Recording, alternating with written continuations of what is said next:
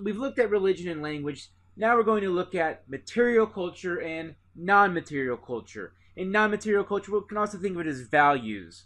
And so right now I'm going to focus in on material culture, and that's the key to that is things you can touch, things you can see is material culture. So here we see regional patterns and types of cars people prefer. So in the Pacific, they're more likely to drive Toyota Priuses, whereas in the Great Plains and Midwest, in this area of the country, in Indiana, more likely to drive a big old pickup truck. And so we see differences as far as our modes of transportation, our preferences for cars from one region to the next. In Indiana, we really love this sandwich. And a lot of people from outside of Indiana don't get it. But this is a fried pork tenderloin, and there is nothing better in the world than this sandwich right here. And so what I like to put a little mustard, a little mayo, a little pickle on it, but whatever. So what it is just pork, and if you don't know anything about Indiana, we have a ton of pigs in the states in terms of animals, and so because of that, we have a lot of pork, and of course we like to fry things. And so what it is you use to hammer this tenderloin till it's really, really flat and really, really big, fry it, put it on a sandwich, and by gosh, you got heaven on a bun. So pork tenderloin reflects, it's a material culture, a type of food preference that you would find in Indiana.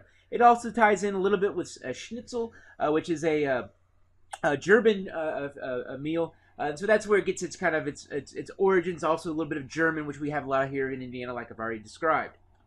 Material culture once again reflects what you are geeked out about. And so for my thing, what I'm geeked out about, what I have an addiction to, is buying IndyCar Diecast. It's stupid. It's weird. I understand that. No one in my family understands it. But for me, it's this possession of these items, having all these race cars is for me, part of my culture, part of what I value, what I find is important. If you're not a race fan, you're not going to find this interesting at all. So material culture reflects the things that we're most passionate about, the things we're most interested in.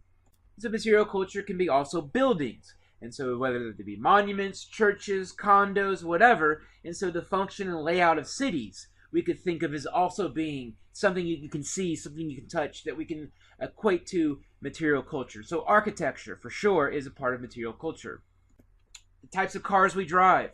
How in Indianapolis in the wintertime we have the Christmas tree. That's part of our material culture. That's part of our identity here in Indianapolis is every Christmas time we have a Christmas tree that's decorated on top of our monument downtown around our circle.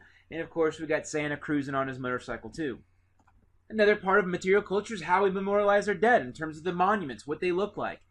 So in some cultures you don't have much at all of a monument. Whereas in others, you have a big, ornate, huge thing that says this was someone who lived and died during this particular time frame, and this is where they lie. So we think about material culture. It's always also how we monumentalize the dead. Also our fashion, or lack thereof.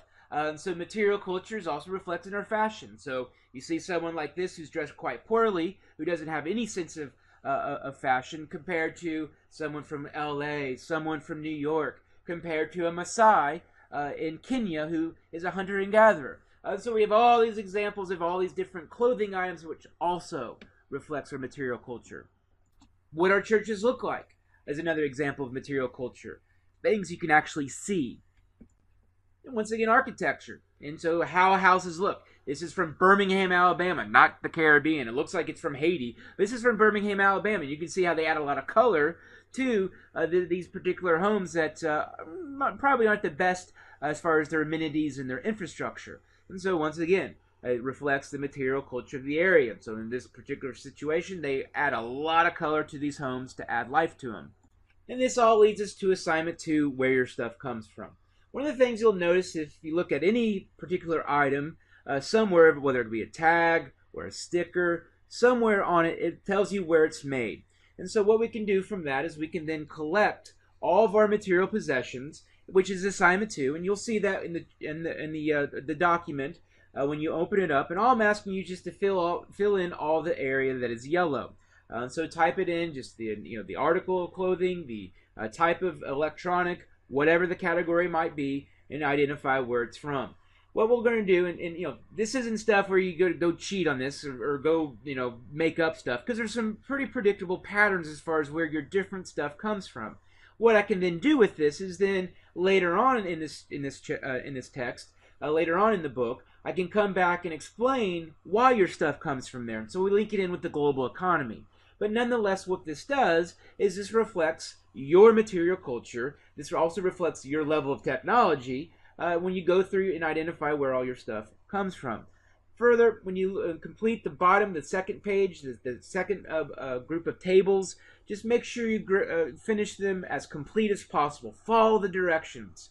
So I'm not looking for you to plagiarize. I'm not looking for you to tell me all about the structure of the global economy and explaining why so much of your stuff comes from China. Just all I'm looking for is just explain the patterns that you see. Yeah, I noticed a lot of my stuff's from East Asia, not a lot of my stuff's from Africa, yada, yada, yada. And so for assignment 2, it might seem like it's tedious, but you'll see as you get through it, as you get going with it, it actually moves along quite quickly. And it'll be quite informative. Further, a lot of you are future teachers, a lot of you are future educators. I highly suggest doing this same assignment in your classroom. Because what's nice is it doesn't matter if the kid from a low-income area, kid from a high-income area, doesn't matter. They all have somewhere where it says their stuff comes from.